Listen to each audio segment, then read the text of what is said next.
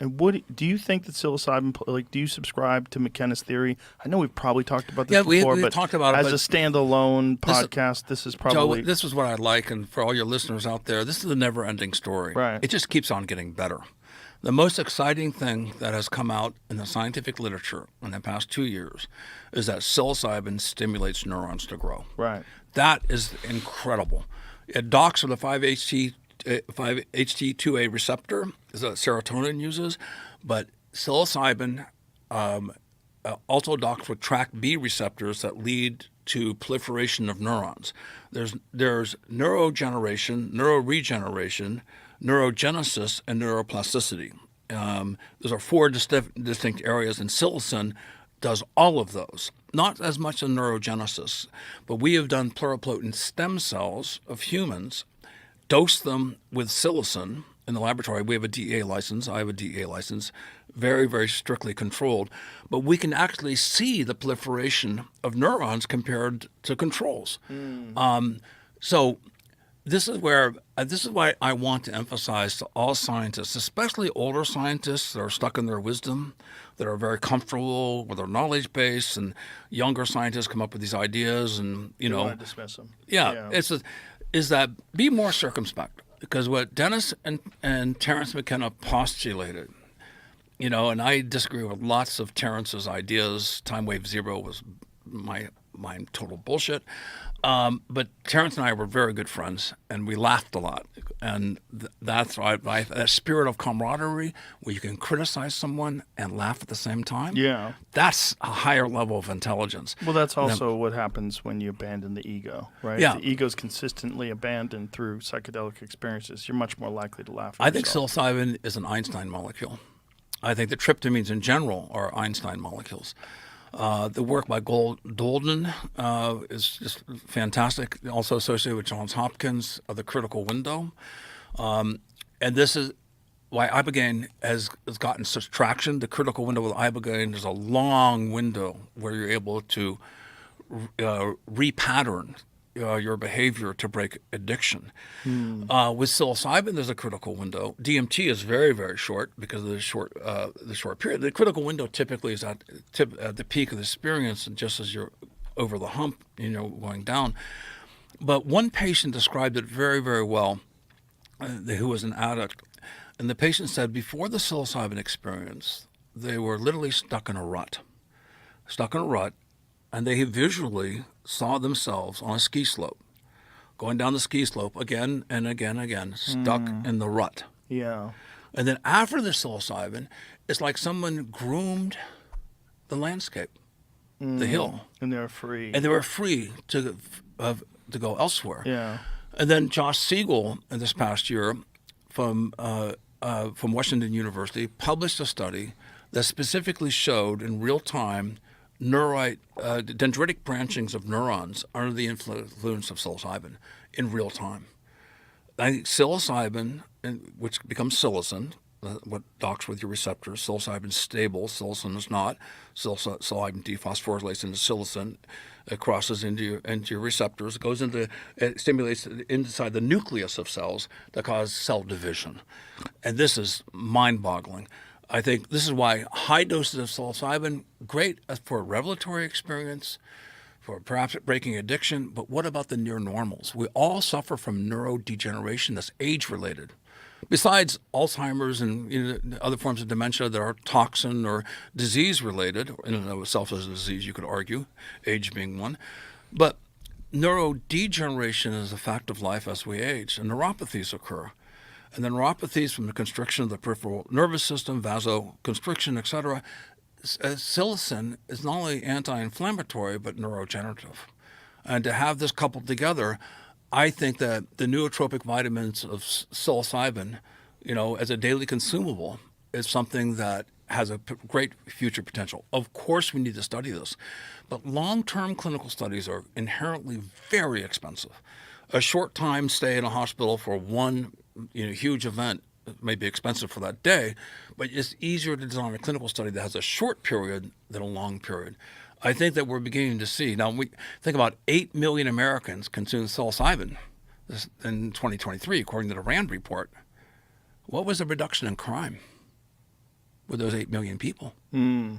If we could have studied that.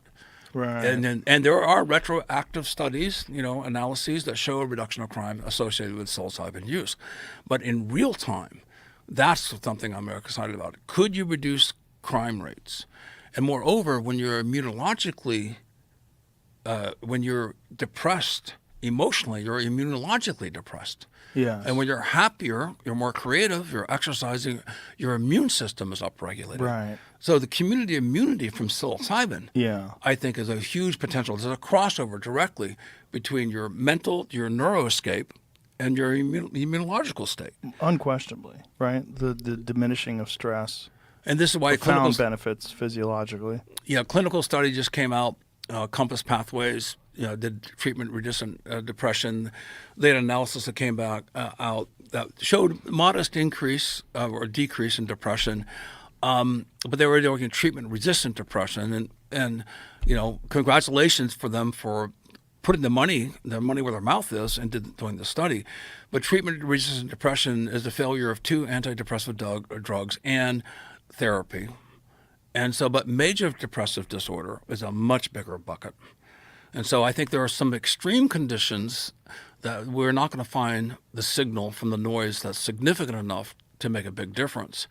But the idea of titrating psilocybin or psilocin, maybe after a hero's journey, and then by act of remembering, you revisit those same neurological pathways that gave you an advantage by taking psilocin or psilocybin.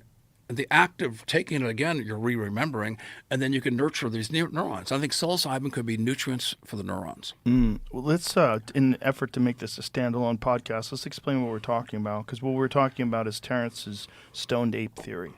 And his theory involved a lot of contributing factors, one of them being climate change.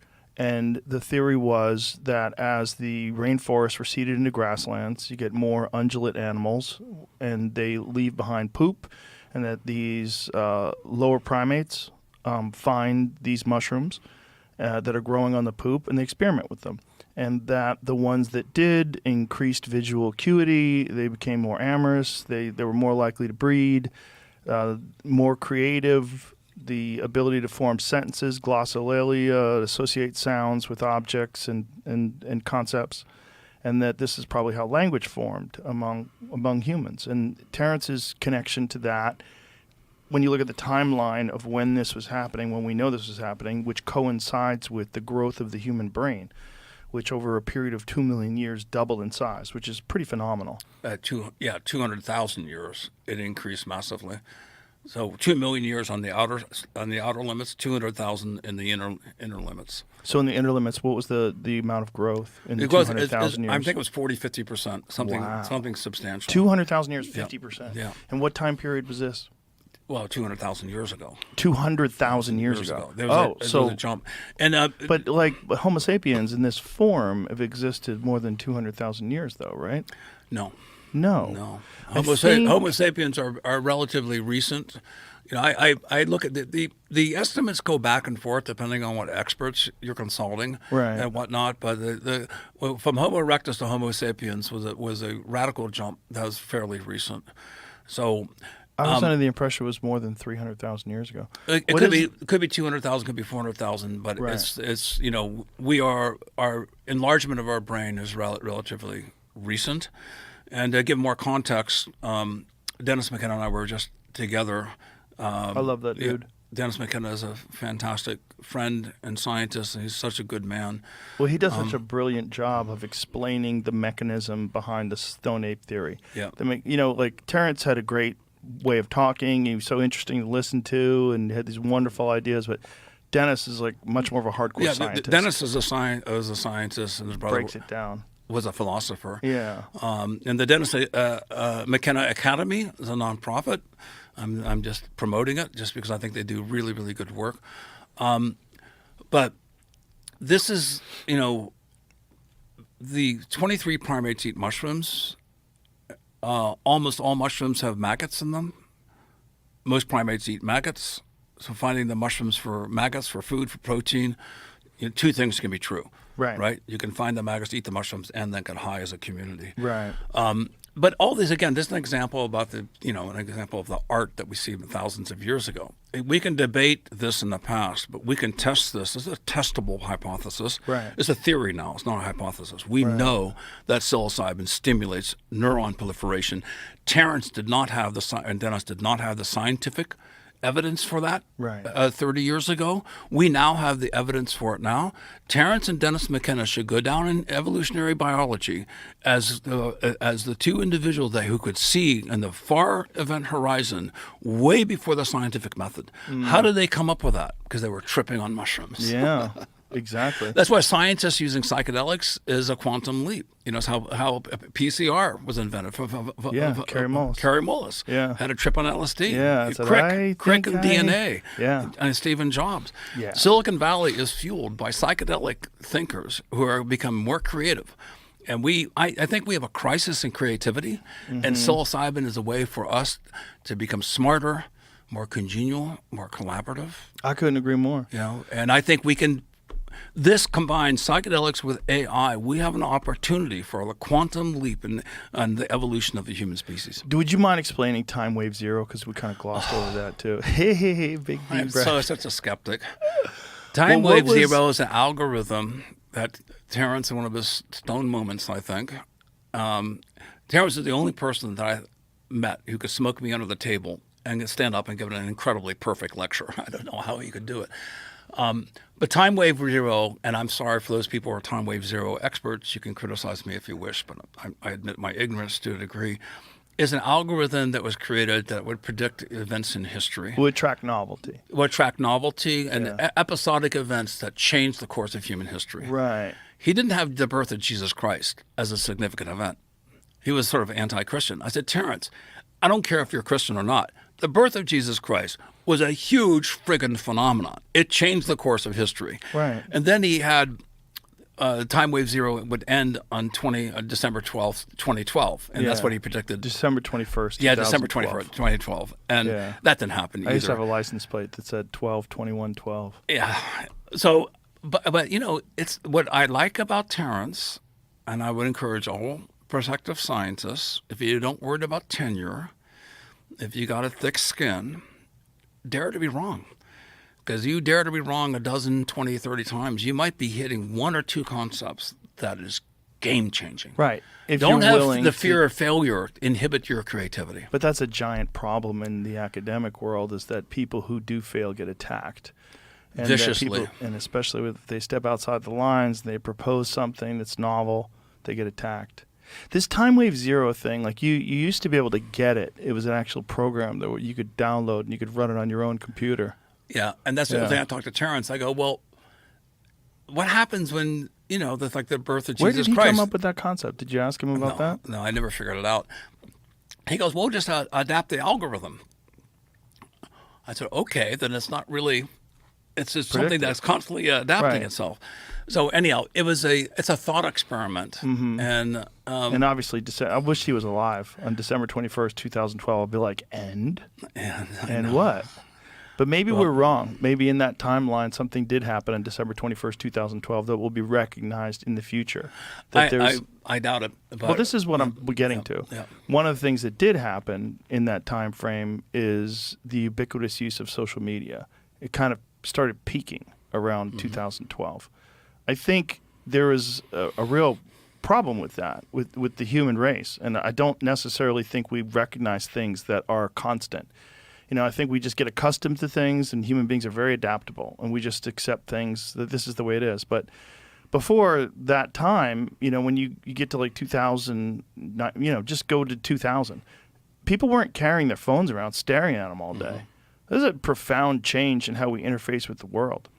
In Korea now, on the sidewalks, they have red bars that light up to tell you to stop. Oh, boy. Because too many people are walking out into the street. Just standing there staring at their phones. So now they look down, they see that. They're so addictive. It's so crazy that we haven't... anything that's that addictive can't be good for you. I don't care if you're getting information all day long. And in the sense of social media, you're getting negative information all day long. So it changes And the it's perspective. clickbait. Tremendous Yes. amounts of clickbait. Well, that you was the know? problem we were talking about the media earlier, about the media fueling this stuff. That's their job, unfortunately.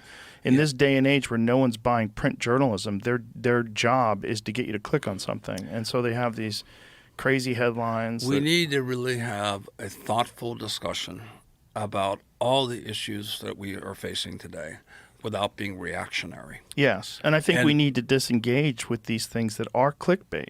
Just don't click on them. Yeah. The way these things operate is the more you click on them, the more valuable they are, right? That's the whole business model. Just don't engage with them. Yeah. And we need to teach people that. Like, this is an important thing. Don't engage with something that's trying to manipulate you. Don't engage with these narratives that are being put forth by corporations that value your fear. They want you to be in this constant state of anxiety and fear, and they want you to be a dutiful consumer, and that's it. And that's why high dose of psilocybin is not a very good business model. Exactly. As Michael Pollan likes to say. But it is a good business model for overall human compassion and growth and community. And then, of course, medium and microdosing